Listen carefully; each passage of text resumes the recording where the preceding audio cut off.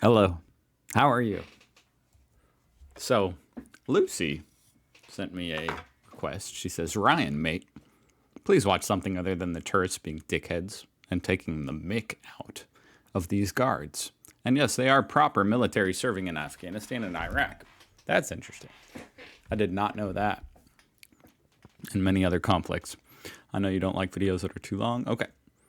Basic history of the Queen's Guard. Interesting. I had no idea that they were military and that they serve in fight in actual wars. That's insane. This is a video by Simple History, so I already know it's going to be good. Check out their channel, link down below, but I'm very interested. I've never heard the phrase "take the mick out." All right, let's watch. Is it playing? What the heck is going on? Hold on. All right.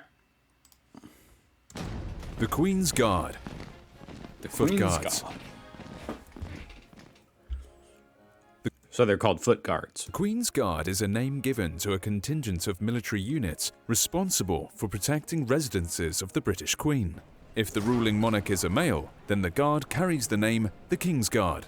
Although most famous That makes sense. for their public duties, the Queen's Guard actually consists of So now they are the King's Guard. operational soldiers, infantrymen in active service.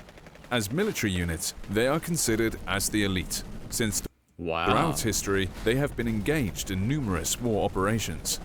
Similar to Holy other crap. royal countries and families across Europe, England has been familiar with Royal Guard formations for centuries, but it was from 1660 and the second reign of King Charles II that the Guard received the role of household sentries, a service that lasts to this day. The Queen's Guard consists of 5 regiments from different units. Regiments engaged from the beginning were the Coldstream Guards, the Grenadier Guards, and the Scots Guards. Another 2 were added later, the Irish Guards from 1900 and the Welsh Guards from 1915. Okay. Each of these regiments is commanded by a colonel, a member of the royal family, except for the Coldstream Guards, which is commanded by an active officer. Reminded me of that video yesterday. Yes, Colonel! The Queen's Guard are part of the Household Division, serving as foot guards, together with the Household Cavalry. They are primarily responsible for protecting Buckingham Palace and St. James's Palace, but they also protect the Tower of London and Windsor Castle as the Queen's residences. It's weird to think that these same guys who are protecting the castle and the palace are also fighting in wars. How does that work? Outside of England, the Guard is also on duty at the Palace of Holyrood House, the Queen's official residence in Scotland. Guarding St. James's Palace is one of the main tasks because it is still an official residence of the monarch. The same goes for Buckingham Palace because it is a principal residence of the monarch since 1837.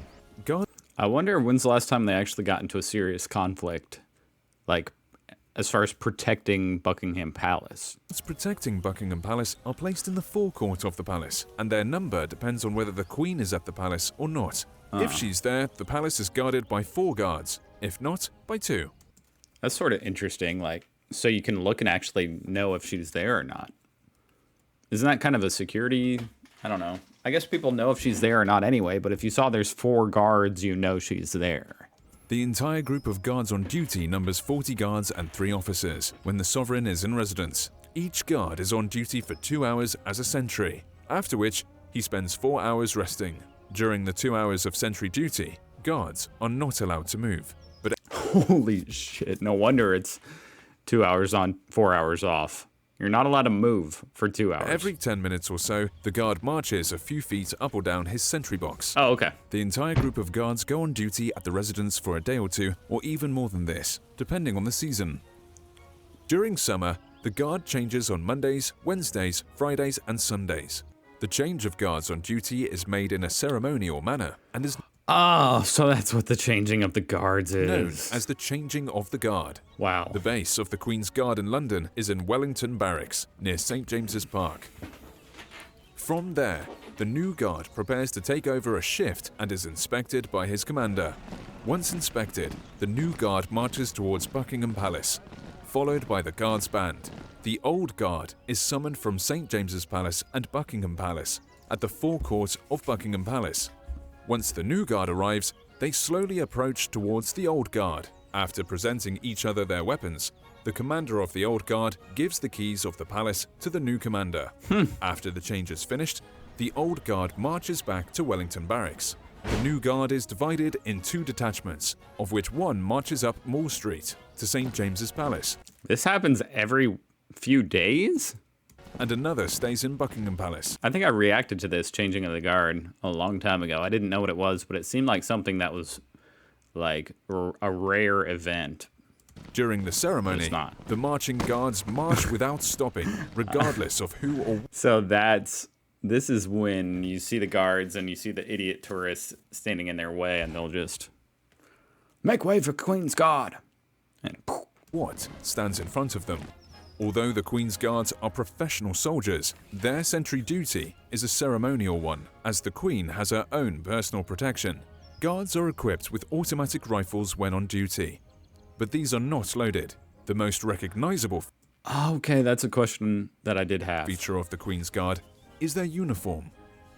The bearskin, a tall fur cap, is a trademark of the Queen's Guard and is actually made of real Canadian bearskin. The Guard's bearskin is made of black bears, while officers are made of female brown bear, which has a thicker fur. This fur is later dyed into a black color. One bearskin is used for each hat. The hat is 18 inches, or 45.7 centimeters tall, and is 1.5 pounds, or 0.68 kilograms in weight. It has been worn by British soldiers from 1815 since the Battle of Waterloo. They wore those in actual battle? The British adopted it from French Imperial Guards, who wore it to look taller and more intimidating. Since the British were victorious in the battle, they started to wear bearskins as a symbol of their great victory. Wow. The uniform of the Queen's Guard consists of a scarlet tunic with dark blue collar and shoulder stripes with white edges and cuffs in dark blue and white. During the winter, instead of a scarlet tunic, the guards wear grey coats. Oh, that's nice. At least they give them a coat, you know.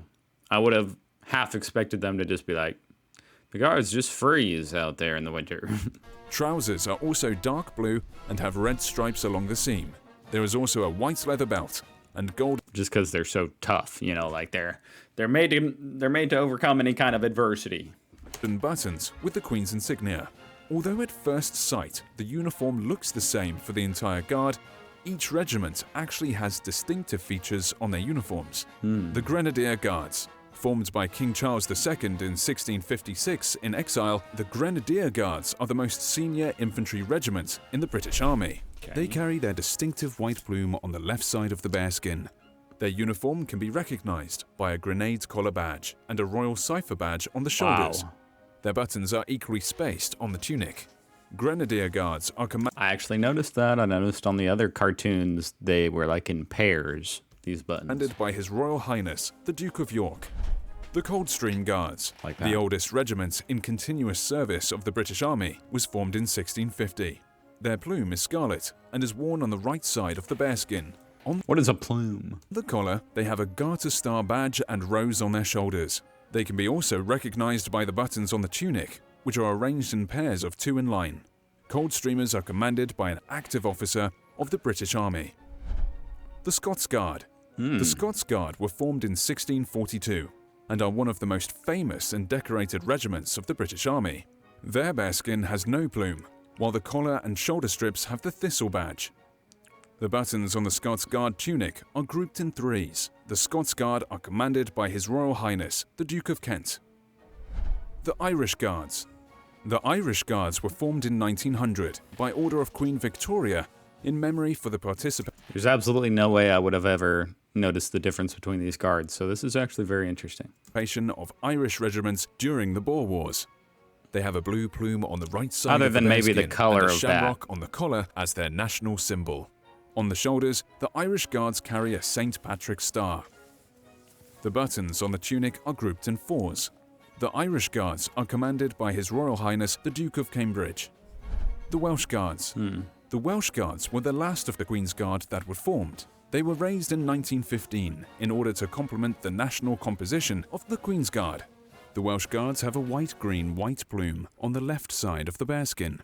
On the collar and shoulders are their national symbol, the leek. The buttons on the tunic are grouped in fives. The Welsh Guard is commanded by His Royal Highness the Prince of Wales. Even though the Queen's Guard consists of these 5 regiments, other military units of the entire Commonwealth are occasionally given the honour to stand as guards of the Queen's residence. Oh, wow. While on the duty of the Queen's Guard, these other units wear their own uniforms. Hey, Simple History fans, if you're looking for a better way to support the channel... That was a lot of information thrown very quickly. That's very interesting. It definitely gives me a little more respect for the Queen's Guard, you know, especially knowing that they actually fight in wars and they're full-blown military. Very interesting. And you know, there you go. I didn't just watch a video of some dickhead tourists taking the mick out. And I guess I can see why that annoys some people. Because, I mean, that's kind of the point, though, is it's disrespectful. Like, it's a bunch of stupid tourists. It's interesting to watch because they're disrespecting these guards. It's like the dumbest thing you could imagine. People going there and disrespecting. And now it's even worse knowing that they're as prestigious as they are. Yeah, wow. Fascinating. Thank you for the suggestion, Lucy. And thank you for watching. I hope I'll see you tomorrow. Oh, and go check out Simple History. Did I say that? Anyway.